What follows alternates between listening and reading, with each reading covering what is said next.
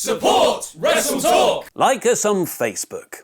Hello and welcome to the WrestleTalk News. I am Luke Owen. So, have we all recovered from Backlash yet? A show that Ollie Davis and I called one of the worst WWE has presented in several years. Backlash is now in the books and we can all move past it. However, the lousy matches and awful finishes had an effect on more than just wrestling fans. It nearly crushed websites. Yesterday, subscribers to the Wrestling Observer and Figure 4 Online couldn't access Brian Alvarez and Dave Meltzer's reviews as the amount of traffic heading over to their site crashed the servers. Sorry for all the problems. Literally because of how bad the WWE show was last night, we had so many people trying to access the shows that the host thought our site was under a DDoS attack and tried to shut down the members' content. If that sounded like nonsense technical jargon to you, just imagine the Wrestling Observer website is the truck in this image and the amount of people trying to access it are represented by Braun Strowman. And speaking of Strowman, he qualified for this year's Men's Money in the Bank ladder match along with Finn Balor, while Ember Moon qualified for the women's match. It was revealed on Raw that this year's Money in the Bank matches will have 4 wrestlers from each brand. And WWE announced that tonight on SmackDown Live we will see The Miz take on Jeff Hardy and Daniel Bryan versus Rusev for a spot in the men's match, while Charlotte will face Peyton Royce to qualify for the women's match. And speaking of big show matches, it was revealed over the weekend that New Japan's Dominion next month will see the long-awaited rematch as Kenny Omega once again challenges Kazuchika Okada for the IWGP Heavyweight Championship. If you've been living under a rock and are wondering why this is such a hotly anticipated match, Omega challenged Okada at last year's Wrestle Kingdom 11, a match that was awarded 6 stars by the Wrestling Observer. They fought again at Dominion in a 6.25 star time limit draw, and again in the semi-finals of the 2017 G1 Climax, which finally saw Omega beat Okada in another 6-star match. Yeah, that's a lot of stars and a lot to live up to. After beating Hiroshi Tanahashi at Wrestling Dontaku and retaining his IWGP Heavyweight Championship, Okada called out Omega for another match, which will be a 2 out of 3 falls match with no time limit. Also announced for the show coming out of Wrestling Dontaku is the Young Bucks challenging Evil and Sanada for the IWGP Tag Team Championships, and the New Japan return of Chris Jericho as he faces Tetsuya Naito. Jericho attacked Naito at the show, furthering their feud, which was started at New Year's Dash back in January. Jericho also debuted a new t-shirt, poking fun at Naito's LIJ faction with his own LIJ, the Ungovernable List of Jericho. Sort of LIJ. It was also announced that Rey Mysterio will be appearing on the show, but his opponent has yet to be revealed. Mysterio was supposed to wrestle Jushin Thunder Liger at Strong Style Evolved in March, but a bicep injury sadly kept him off the card. He did make an appearance at the end of the replacement match between Liger and Will Ospreay, setting up feuds with both men. However, with Ospreay likely facing the winner of the Best of the Super Juniors, it's more probable the match will be Mysterio versus Liger. And if you head over to patreon.com and pledge any dollar amount to WrestleTalk, you can vote in the poll for the next episode of Wrestle Ramble Extra. Options this month include WWF In Your House, Over the Edge 1998, Judgment Day 2000, 2001, and 2009, WCW Slamboree 2000, TNA Sacrifice 2009, and ROH and New Japan's War of the World 2015. The episode will be out later this month for $5 backers. Ollie Davis and I give our in-depth thoughts on WWE Backlash on the Wrestle Ramble, which you can watch by clicking the playlist to the left. Subscribe to this channel and pledge on Patreon for that exclusive podcast content. I have been Luke Owen, and that was wrestling.